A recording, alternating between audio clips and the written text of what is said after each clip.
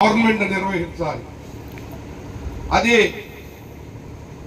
స్వర్గీయ వైఎస్ రాజశేఖర రెడ్డి గారు ప్రవేశపెట్టిన ఆరోగ్యశ్రీని జగన్మోహన్ రెడ్డి గారు సమర్థవంతంగా పెడితే ఈ రోజు ఆరోగ్యశ్రీని ప్రైవేట్ కంపెనీ చెప్పారు. ఇన్సూరెన్స్ కంపెనీలు అంట.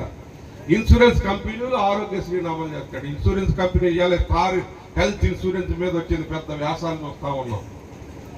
ఇన్సూరెన్స్ కంపెనీలు కావచ్చు, ప్రైవేట్ కంపెనీలు ఏమైనా సరే ప్రభుత్వం లాగా బాధ్యతగా ప్రజల పక్షాన వహించవు. వాటి లాభాలే అవి చూసుకుంటే తప్ప ప్రజలకి మేలు చేసే విధంగా ఈ యొక్క ప్రైవేటు సంస్థలు, ఇన్సూరెన్స్ కంపెనీలు కావచ్చు, కార్పొరేట్ సంస్థలు కావచ్చు, మీరు ఎవరికి అప్పచెప్తున్నారో ఆరోగ్యాన్ని జాగ్రత్తగా పరిశీలించండి. ఒక రోజు వస్తుంది, తిరుగుబాటు వస్తుంది మీ మీద. పేద ప్రజల ఆరోగ్యాన్ని మీరు నిర్లక్ష్యం చేసేటటువంటి పరిస్థితులు ఇప్పుడు దాపురించాయి. ఎవడైనా పేదవాడికి ఆరోగ్యంగా ఏదైనా పెద్ద జబ్బు చేస్తే వాడు కాటికి పోవటమే తప్ప కనీసం ఆరోగ్యశ్రీలో వైద్యం చేయించుకునే పరిస్థితి లేదు. ఈ పరిస్థితి మారాలి. ఇప్పుడు అంతా అనుకుంటున్నారు, అయ్యో తప్పు చేసినాం అంటున్నారు. చేతులు గాలినాక ఆకలి పట్టుకుంటే సుఖమైంది. ఇక్కడ 4 ఏళ్ళు ఎదురు చూడాల్సింది 3.5 సంవత్సరాలు. చేతులు గాలిపోయింది,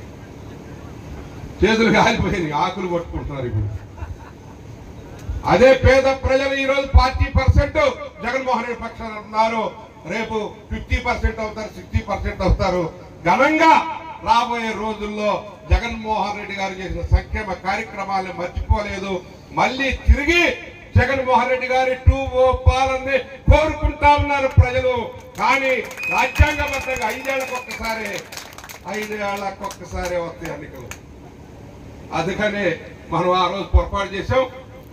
ఆ యొక్క 3.5 సంవత్సరాలు ఎదురు చూడవలసిందే, తప్పదు. ఈ చంద్రబాబు నాయుడు సంగతి నాకు బాగా తెలుసు. 30 ఏళ్ళు ఆయన పక్షాన ఉన్న 35 సంవత్సరాలు మనకి. కానీ ఆ రోజు అన్నాడు 14 నుంచి 19 వరకు ఆయన ముఖ్యమంత్రి. రైతు రుణమాఫీ అన్నాడు, ఏదో ఇన్స్టాల్మెంట్స్ మీద ఇస్తానన్నాడు. డాక్రా రుణమాఫీ అన్నాడు. మేము ఊళ్ళలోకి పోతే మనకే ఎక్కువగా డాక్రా సంఘాలు, మనకి కృష్ణా జిల్లాలో ఎక్కువ తిరుగు నియోజకవర్గంలో ఉంటాయి. ప్రతి ఊరు పోయినా ఏమంటే మాకు ఎప్పుడు రద్దు చేస్తారని అడిగేవారు. చంద్రబాబు నాయుడు గారు చెప్పారమ్మా రద్దు చేస్తాం అనేవారు. ఆఖరికి వచ్చిన తర్వాత నేనే గట్టిగా అడిగాను ఒకసారి చంద్రబాబు నాయుడు గారు, ఏమండి ఇది చాలా పెద్ద సమస్య, మన ప్రభుత్వం పోయే పరిస్థితి ఉంది ఇది అని చెప్పి ఆయనకి. ఎందుకంటే జనాల్లో ఇట్లా ఉంది, ఆడవాళ్ళు అనుకుంటున్నారు అంటే నేను మంత్రం చేస్తా కదా అని చెప్పి ఆ రోజు పసుపు కుంకుమ అన్నాడు. 10,000 అసలు డాక్టర్ రుణమాఫీ చేస్తారని పసుపు కుంకుమ అంటే ఆయనకి 3 నామాలు పెట్టేశారు. పసుపు కుంకుమ పెట్టి నామాలు పెట్టారు అంటే ఓడగొట్టేసేసారు.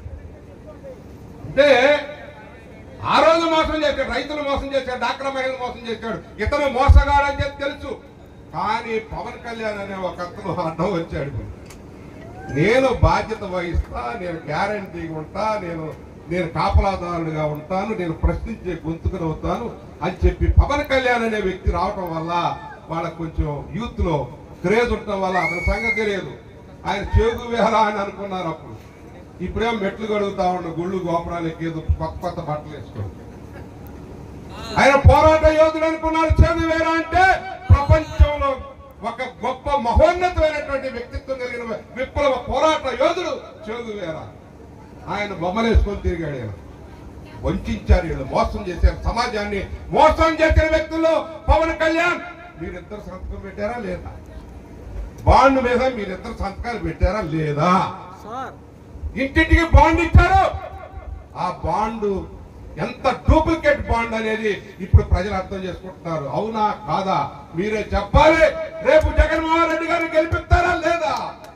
అదే మీరు చెప్పాల్సిన అవసరం ఉందని చెప్పి తెలియజేసుకుంటాం.